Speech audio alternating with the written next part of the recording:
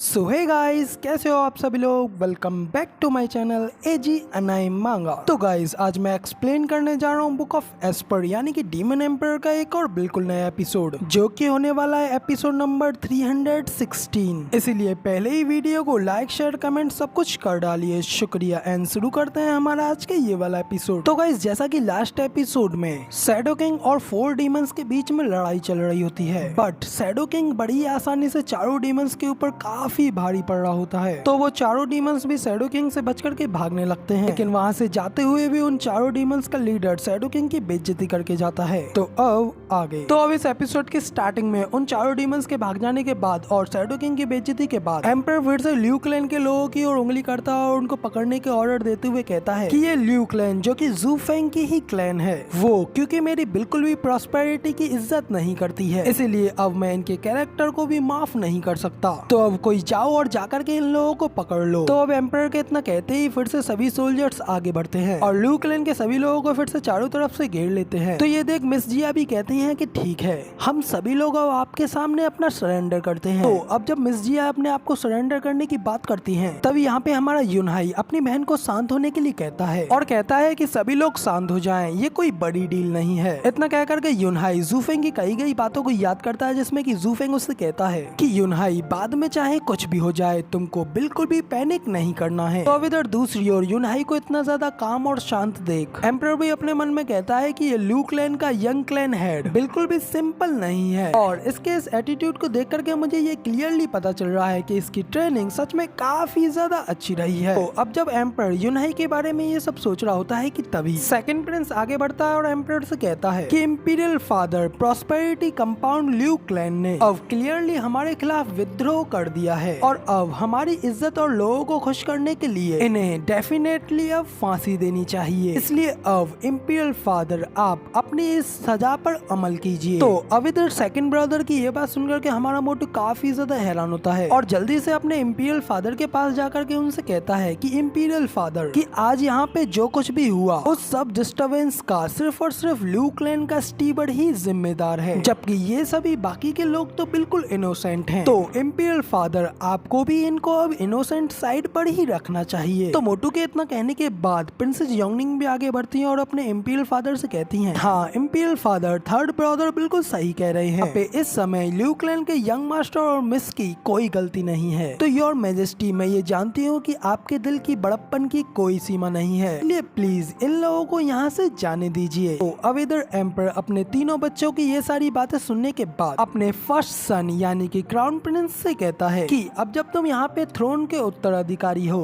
तो अब तुम ही मुझे ये बताओ कि आखिर तुम इस मैटर को कैसे सुलझाओगे, क्राउन प्रिंस। तो अब इधर क्राउन प्रिंस अपने फादर की ये बात सुनकर के पहले तो थोड़ा हैरान होता है और फिर अपने फादर के बारे में सोचते हुए कहता है कि क्या आपने आज से पहले कभी भी मुझे कुछ देने का इरादा किया था। क्राउन प्रिंस अपने मन में इतना सोचने के बाद कि इंपीरियल फादर, मेरे खुद के हम्बल ओपिनियन से यहाँ पे ल्यू क्लैन के स्टीवर्ड जू ने ही सभी लोगों को झूठ बोला है और पूरी तरीके से धोखा दिया है, और बाकी के सभी लोगों को इस सब में धक्का दे करके झोंक दिया है, और जबकि रीजेंट ऑफ प्रॉस्पेरिटी उसे कंट्रोल नहीं कर सकी। तो इस सब के लिए पूरे के पूरे ल्यू क्लैन को तो फॉल्टी और दोषी मानना एक गलत सलाह होगी। हालांकि जू फेंग का इतना ज्यादा खराब और वाइल्ड एटीट्यूड ल्यू क्लैन के ही इस इनएडिक्वेट डिसिप्लिन की वजह से है, तो अब इसीलिए इन लोगों के ऊपर कुछ ना कुछ ब्लेम तो लगना ही चाहिए। तो इसीलिए अब मेरे ओपिनियन से तक ल्यू क्लैन का मेन कल्प्रिट स्टीवर्ड जू फेंग पकड़ा नहीं जाता है, तब तक ल्यू क्लैन के इन लोगों को अपने साथ रखना सबसे अच्छा रहेगा। तो इंपीरियल फादर, मेरी ओर से मेरी यही सलाह है। तो अब क्राउन प्रिंस के इतना कहते ही एम्पर भी सभी लोगों के सामने कहते हैं कि तो फिर ठीक है, जैसा कि क्राउन प्रिंस ने कहा वैसा ही होगा। इतना कहने के बाद एम्पर अपने सभी गार्ड्सों को ऑर्डर देते हुए कहता है कि गार्ड्स, अब ल्यू क्लैन को अपने साथ ले जाओ और इन लोगों के ऊपर हमेशा अपनी क्लोज नजर बनाए रखना। तो अब इधर एम्पर के ये सब कहने के बाद प्राइम मिनिस्टर जुजी चैंगफेंग भी एम्पर के बारे में सोचते हुए कहते हैं कि एम्पर शुरू से ही आज की इस प्लानिंग को बनाए हुए था और उसका एंड भी बिल्कुल वैसा ही हुआ जैसा कि वो चाहता था। इन्होंने सिर्फ अपनी इन्वॉल्वमेंट को छुपाने के लिए दूसरे को इस सब के बारे में बोलने के लिए कहा, और अब इस तरह से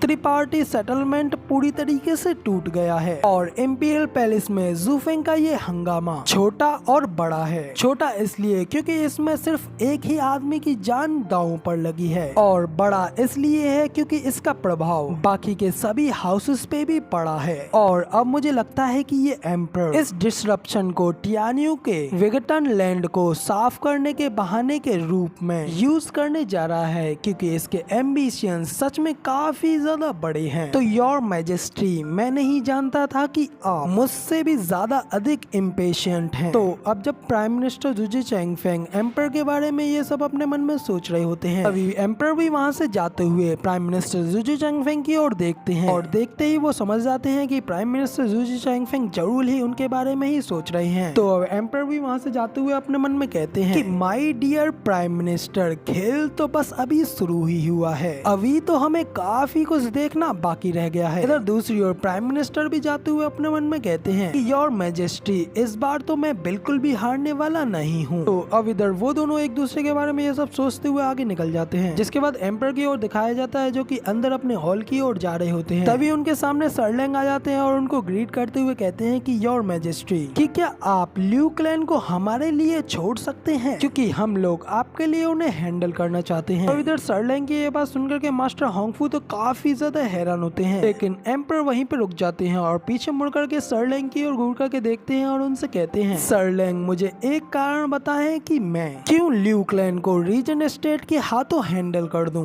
मैन, मुझे इस बात का सिर्फ और सिर्फ एक रीजन बता दो। तो अब इधर सर्लैंग के कुछ कहने से पहले ही मास्टर होंगफू अपने मन में कहते हैं कि ये सर्लैंग आखिर ये सब क्या बकवास कर रहा है, क्योंकि ल्यू क्लैन को लेना क्या हमारे लिए ट्रबल खड़ा नहीं कर देगा। तो अब इधर एक और मास्टर होंगफू ये सब सोच रहे होते हैं जब सर्लैंग एम्पर से कहते हैं कि योर मैजेस्ट्री, कि रीजन स्टेट कई 100 सालों से सभी हाउसेस का हेड रहा है और उन सभी हाउसेस के बीच हुए विवादों का हमेशा से ही निपटारा करता रहा है। और अब जब ये एक 8वां हाउस भी बन चुका है, तो अभी भी ये हाउस रीजन स्टेट की जिम्मेदारी के अंतर्गत आता है। और अब ल्यू क्लैन अपने इस हेनियर क्राइम्स के साथ रीजन स्टेट उस ट्रेटर जू फेंग को पकड़ने में योर मैजेस्टी की मदद करने की मांग करता है, ताकि हमारी इस चीज से सभी बड़े हाउसेस के सामने रीजन स्टेट एक चेतावनी और उदाहरण साबित कर सके। तो अब इधर सर्लैंग की ये बात सुनकर के रीजन स्टेट के हेड यानी कि मास्टर होंगफू भी थोड़ा घबराते हुए अपने मन में कहते हैं, सर्लैंग की ये बात तो बिल्कुल क्लियरली एम्पर के सामने सत्ता को बांटने की और उसे विभाजित करने का बिल्कुल एक स्पष्ट प्रयास है। हालांकि ये बात तो बिल्कुल सच है कि जू फेंग का सामना करना बिल्कुल बेकार है, लेकिन वापस अपने उस हाउस की वही इज्जत को पाने के लिए इसका यूज किया जा रहा है। और अब इस प्रोसेस में इंपीरियल फैमिली के नाक में बिल्कुल भी दम किए बिना हमारा सच में ये एक ग्रेट खेल होगा। इतना सोचने के बाद मास्टर होंगफू हंसते हुए सोच करके कहते हैं, सच में सर्लैंग की नौजिन काफी ज्यादा फास्ट काम करती है और अब हम इस खेल में एक अनवांटेड कंट्री वर्ड की तरह खेलेंगे। तो अब इधर सर्लैंग की ये सारे रीजन को सुनने के बाद एम्पर भी उनसे कहते हैं कि ठीक है, अब जब रीजन स्टेट की ये इंटेंशन है तो ठीक है, तो वो लोग आपको सौंप दिए जाते हैं और अब आप लोग उनको जैसा चाहें वैसा उनको हैंडल कर सकते हैं। इतना कहने के बाद एम्पर सभी हाउसेस को अपने सामने बुलाते हैं और उन सभी हाउसेस को ऑर्डर देते हुए कहते हैं कि रीजन स्टेट इस बात को सुनिश्चित करें कि अब आप सभी लोगों को गूसेंगटन के साथ मिलकर के काम करना है और उस गद्दार को पकड़ने में उसकी मदद करनी है और बाकी के सभी हाउसेस को भी इन्हीं की तरह अपने एफर्ट्स को कंबाइन करना है। और इसी के साथ ही मैं अब आप लोगों को इस बात का भी राइट दे रहा हूँ, आप लोग एक बिल्कुल सही समय या एक बिल्कुल सही मूवमेंट आने पर डीमन प्योरिंग डिग्री का भी यूज कर सकते हैं, लेकिन आपको अपनी इस डीमन प्योरिंग डिग्री का यूज सिर्फ और सिर्फ मार्शल ड्यूओ के साथ मिलकर ही यूज करना है। तो अब इतना ऑर्डर देने के बाद एम्पर सभी लोगों के सामने उनसे पूछता है कि क्या किसी को मेरे इस डिसीजन के ऊपर कुछ पूछना है। सभी लोग कहते हैं कि नहीं योर मैजेस्टी, हम सभी लोग आपके इन ऑर्डर्स को ओबिली पूरी तरीके से मानेंगे। तो अब इतना सुनने के बाद एम्पर वहाँ से जाने के लिए मुड़ जाता है और साथ ही उन लोगों से कहता जाता है कि अब चूंकि इस सब से मेरा मूड काफी ज्यादा खराब हो गया है, इसलिए मेरी जुबली सेलिब्रेशन यहाँ पे समाप्त होती है और आप लोग अब यहाँ से जा सकते हैं। फिर इतना कहने के बाद एम्पर वहाँ से चला जाता है, जिसके बाद वो अपना एक टेरिफाइंग सा लुक बनाते हुए कहीं अपने दूसरे रूम में जाकर के अपने किसी स्पेशल आदमी से मिलने के लिए जाता है, लेकिन वो आप लोगों को इसके नेक्स्ट एपिसोड में देखने को मिलेगा जो कि मेरे दूसरे चैनल एजी मांगा वर्ल्ड पर आएगा। तो अगर गाइज आप लोग उसे देखना चाहते हैं तो मैं उस वीडियो का लिंक कुछ टाइम बाद इस वीडियो के डिस्क्रिप्शन में डाल दूंगा। फिलहाल ये वाली वीडियो पसंद आई हो तो यार एक लाइक कर देना, साथ ही कमेंट करके जरूर बताना कि आपको हमारा ये वाला वीडियो का एक्सप्लेनेशन कैसा लगा। और ऐसी ही अमेजिंग वीडियोस को देखने के लिए मेरे इस चैनल को सब्सक्राइब करना बिल्कुल भी मत भूलना। जिसके बाद मैं मिलता हूँ आप लोगों से अगली वीडियो में, तब तक के लिए टाटा बाय बाय, फिर मिलते हैं।